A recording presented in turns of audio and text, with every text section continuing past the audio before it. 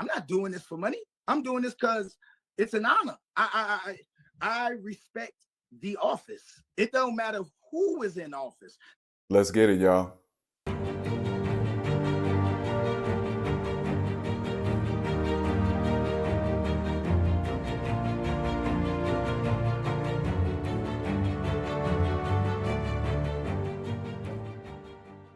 Good evening, ladies and gentlemen. Welcome to another edition of the CMC show, Candid, Melanin Conversations. I'm your host, Anthony Stewart, and a lot of things have been going on over this Trump inauguration, and our people have been front and center.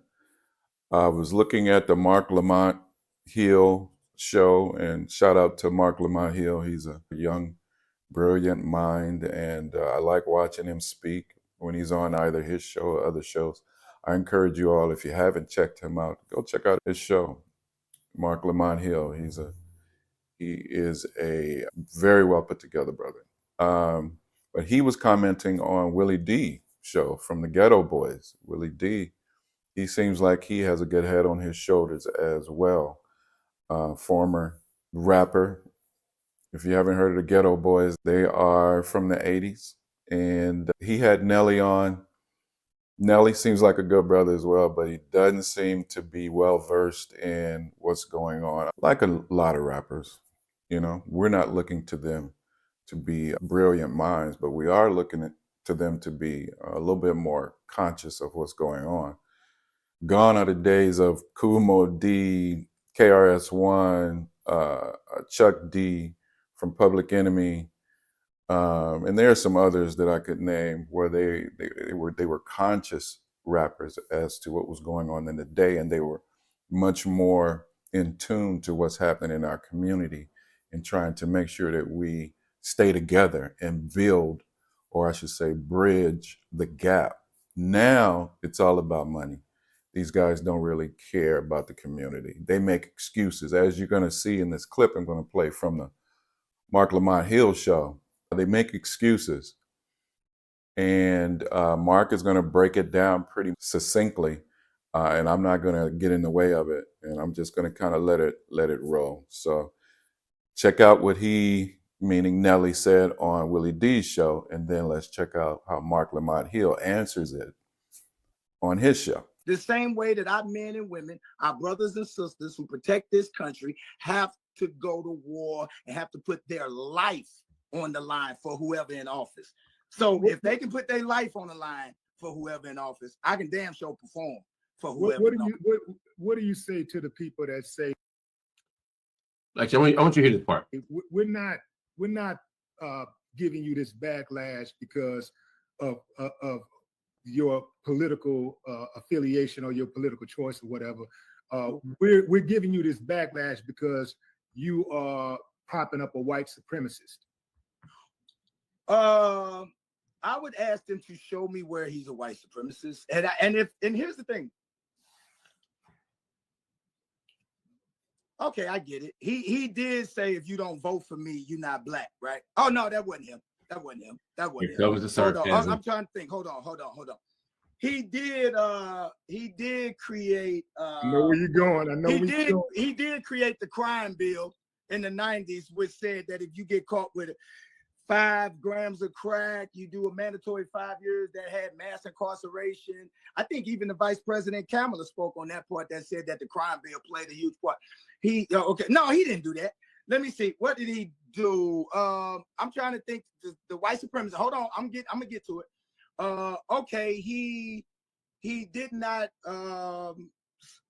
rent to black people. What was it, in the 70s or the 80s? Is that what they said? And like, okay, is he written to him now? So nobody's allowed to change, right? See, here's the thing. So we can talk about past, but we never want to talk about our past. If our past get brought up in our community for a lot of what our men did, we always call it rehabilitate. Yo, these young brothers, we've been. All right, enough. I can't take it anymore. Yeah, I can't take any more either. The more Nelly talks, the dumber he sounds, actually. The more ignorant he sounds. Look, if you just did it for the money, say you did it for the money. And don't try to sound intelligent, because you're going off the tracks. You're freaking going, the wheels are coming off, for crying out loud. Anyway, let Mark handle it from here. So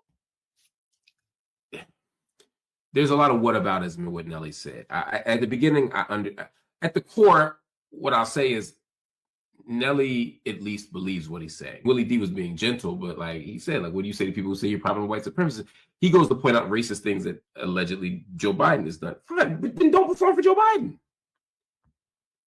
But to say that Donald Trump, there's no evidence of Donald Trump being racist, well, that's just wild.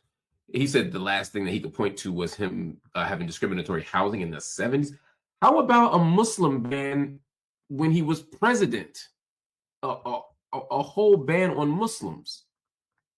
How about what he says about Mexicans coming across the border? How about what he said about Judge Curiel, saying that he couldn't be impartial because he's Mexican? What about the shithole countries in Africa as he described them?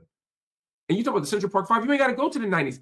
He still refuses to call the exonerated five or the Central Park Five not guilty. He wanted them murdered for a crime that doesn't even give the death penalty. What are we talking about? What are we talking about? What are we talking about, Nelly? You sound stupid.